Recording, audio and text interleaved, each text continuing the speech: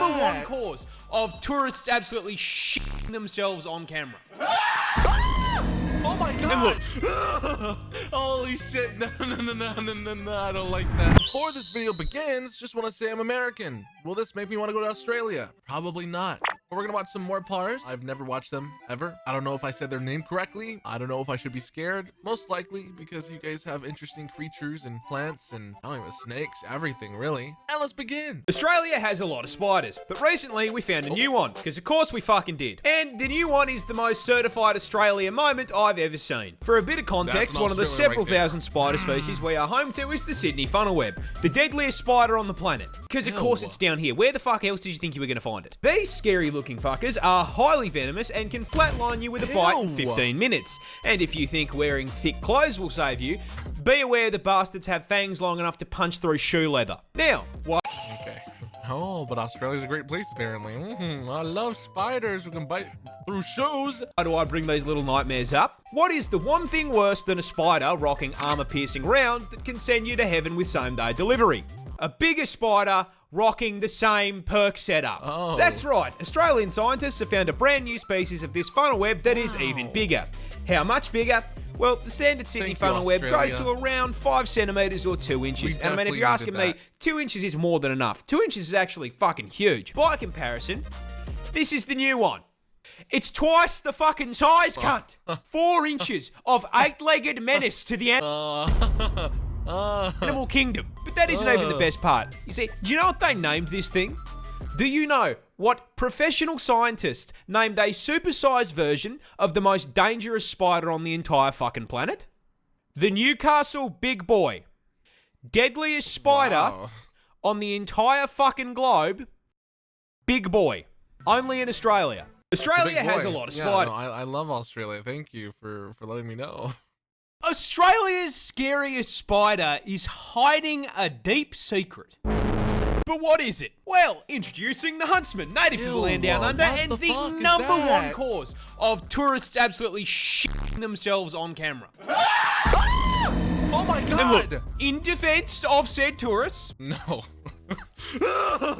Holy shit, no, I don't like that. Oh my god, spiders are so gross. Oh my god. I will be the first to admit, oh my god. Yeah, this looks scarier than a f***ing job application. Those gangly ass legs and the hair make him look like Slender Man's testicle. Now, as if having a negative charisma stat wasn't bad enough, I regret to inform you that the Huntsman spider grows up to 30 f***ing centimeters. Thank you, Australia. Oh, Australia's great. I mean, America's not that great either, but I don't know, man. Would I rather be homeless in America or homeless in Australia? You know what I'm gonna choose, right? Is in size, making it the largest spider on the planet by leg span, and legally allowing Subway to market him as a foot long. Nice. Now, being the spider equivalent of a Ford F-150, you'd think he'd have the common decency to be slow, you know, tank build. No. Unfortunately, the Huntsman is fucking turbocharged. Now, it's usually at this point in the video that I would inform you that he is also highly venomous, because it's Australia. However, that's his big secret. The Huntsman is a big sweetheart. You see, despite looking like an SCP, Huntsmen are incredibly timid, and on the rare occasion they do bite, their venom is harmless. In fact, seeing one of these bad boys in your house... No, I don't care. I don't care if it's timid. I don't care if it's the kindest thing in the world. What do you think is gonna happen when you walk by that thing? There's no way. It's a blessing in disguise, because if you see a Huntsman in your home, I guarantee you won't see any annoying ass flies or... Okay, I'd rather have flies. I'd rather have flies. What are we talking about? Or mosquitoes, because he's eaten them. We don't have you see, he understands he's big enough that he should be paying rent, and so he contributes to the household in pest control. I personally have had one of these bad boys as an 8-legged roommate, and I can tell you, they're pretty good company. Except for the part where they cause car crashes. Yeah, you see, Huntsmen like to hide in tight spaces and cracks, and they do it by flattening out their body to fit into the gap. Now, in the house, that usually means you'll just find them behind a painting, but when you're flying down the highway at 110k an hour and decide to flip down the sun visor because God is trying to flashbang you, Yeah, they like to sleep in there and you've just dropped one into your lap. Now, whatever you do, don't panic or you're going to crash the... I'm dead. Uber Eats knows when your team's hungry for a win. This wasp is basically a xenomorph. Introducing the Tarantula hawk wasp, possibly one of the most nightmare-inducing insects on the planet. And the reason it's such a threat to your mental health is because its hunting and reproduction strategy is ripped straight from Ellen Ripley's autobiography. But before we get to the strats, you're gonna have to learn a little bit about it first. Native to Australia, because of course it fucking is, this fucker is the largest wasp on the planet. Coming in at the biggest bugs. 2.5 inches. Which, I mean, boys, we would all agree, well above average, right? Huge. And this is probably the most effective 2 inches has ever been because it has the second most painful sting of any insect on the planet. Coming in just barely behind the bullet ant. Pack and a half-inch stinger with a potent venom that has been described as blinding, debilitating, I can't move my arm, and electric. Now, the size and poison aren't just for nothing, because as the name Tarantula hawk wasp suggests, they are purpose-built, genetically perfect killing machines designed specifically to violate spiders, making Australia basically an all-you-can-eat buffet for it. But they don't just execute the spiders. No, that'd be too normal. Hawk wasps use spiders to reproduce in one of the most horrific ways possible. And that all starts with a female hawk wasp hunting down a tarantula. As the buff bulking spider takes a wrong turn down a dark alley, the hawk wasp, noticing the 8 sets of TNs on his feet, proceeds to fucking jump him. Flying down from above to land a sting into the spider's abdomen, instantly and permanently paralyzing it. The Bug Harbour Butcher then proceeds to drag the still completely conscious and aware spider into an isolated kill room, which is where the fucked up part really begins. Because our wasp isn't hungry, it's pregnant, and proceeds to lay its egg on the paralyzed spider's abdomen. After about 3 to 4 days, that egg hatches into a larvae. A very, very hungry larvae. Fortunately, there's a whole bunch of fresh food right here underneath them. That food being the still paralyzed, still very conscious and aware spider. The larvae burrows into the spider's abdomen and gets to work converting it into a KFC family bucket, consuming it from the inside out, purposely avoiding... Am I supposed to think Australia's a great place after this? Like, I'm not political. I don't really know the politics and the better living situations of Australia, but I just don't think I can handle this. Vital organs to keep the food nice and fresh. After it's done consuming a living being, the larvae breaks forth from the demolished corpse like a fucking chest burster and fucks off to continue the generational arachnid violation.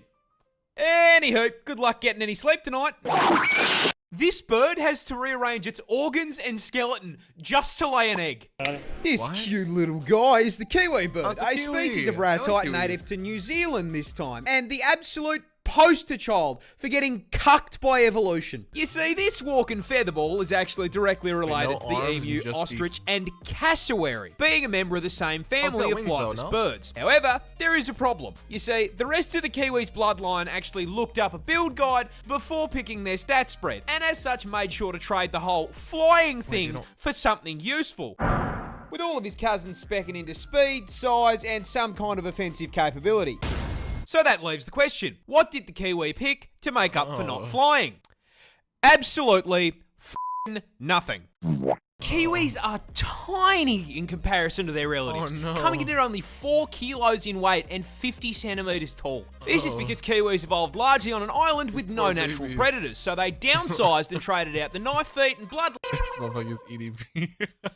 lust for just being a little guy with a good attitude, which honestly worked pretty well for them. Until the British did British things, and now they have to deal with cats and British dogs trying to eat them. And considering this build was not designed for PvP, they have been clapped so hard by invasive species that they are now unfortunately an endangered animal. But getting shafted by the British is just the beginning of the generational violation of the Kiwi, because these poor feathered fruits can't even reproduce without getting over. You see, the kiwi bird's cousins are famous for laying huge eggs. I'm talking hit your protein macros in one meal-sized eggs. And you would think that is because they are large. And you would be wrong. Because their vertically challenged cousins have to lay eggs the same size. A kiwi bird lays eggs 20% the size of their body. With the egg being so bloody large, it rearranges their internal organs and stretches their rib cage just to be able to hold the thing. For reference, that is like a human giving birth to a 15-kilo child. That's not a bun in the oven anymore. That's a whole bakery. Dang. This Kiwi. isn't a spider. It's a snake. Aussie farmers. Hey. This isn't a spider. It's a snake. Introducing the Iranian spider-tailed horned viper, as the name suggests, native to Iran, and you are all probably wondering why the f this snake has decided to attach a cosplay of the average love your Australian snakes, don't resident to his tail. The answer is food.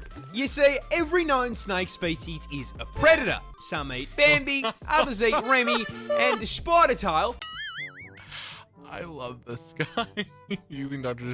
Yo, W MoreParz, bro. Not unlike myself, absolutely fucking loves KFC. But birds famously tend to fly, and last I checked, nope, ropes don't have wings. So how does this viper get his zinger box? The answer is again, food. You see, birds eat insects, and the spider tail knows this. So rather than trying to chase his prey down, this lazy fucker has evolved the evolutionary equivalent of DoorDash. You see, when a viper feels like a meal, it'll start the hunt by finding a nice rocky outcrop to curl up on like a couch. And due to the camouflage on his scales, this snake becomes practically invisible. Once he's nice and cozy, he begins to slowly wiggle his tail back and forth in front of his face, perfectly mimicking the motion of an insect. Think of this as him placing his Uber Eats order.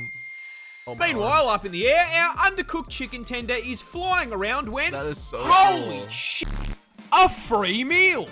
What a delectable bug just sitting there on that rock. And so, insane, Tweety Birdie bro. swoops down to grab himself an insect Happy Meal.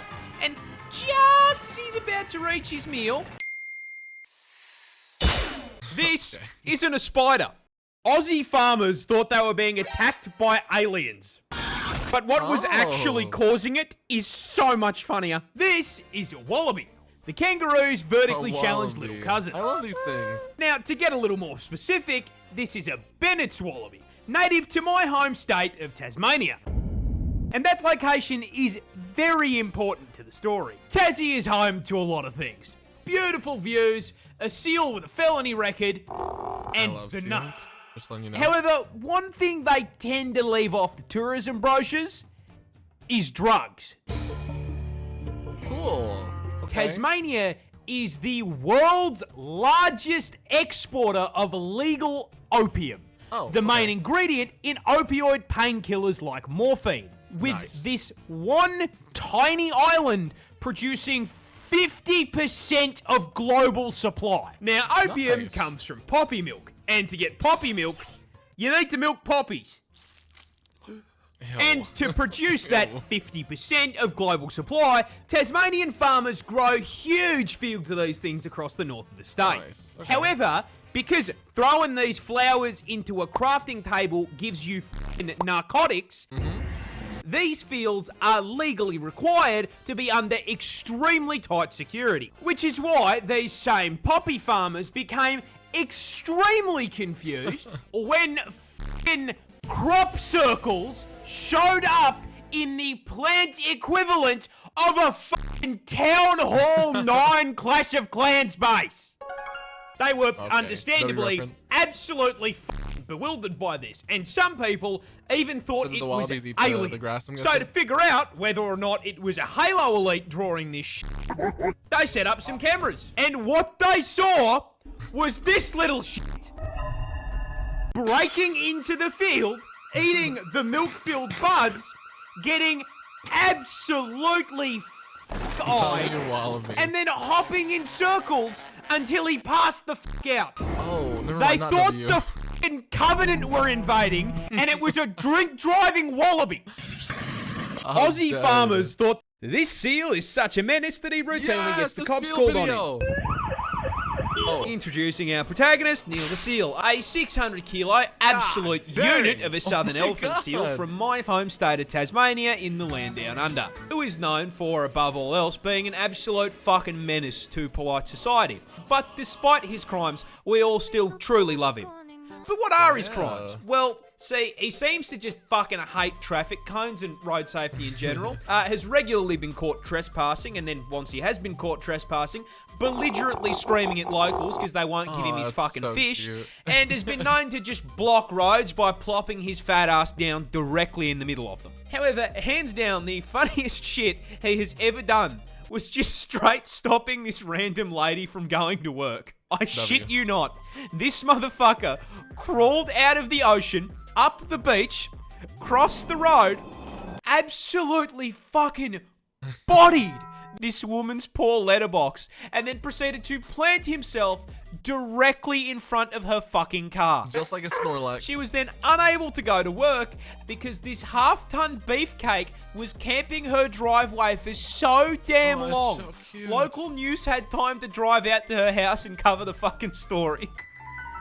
Now, this is a lot of menace for a single seal to cause, but the funniest part of this is, old mate isn't even fully grown. He's like 5 years old.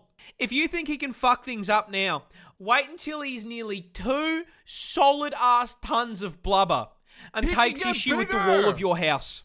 I do not think that seal damage is covered on my fucking insurance plan, dude.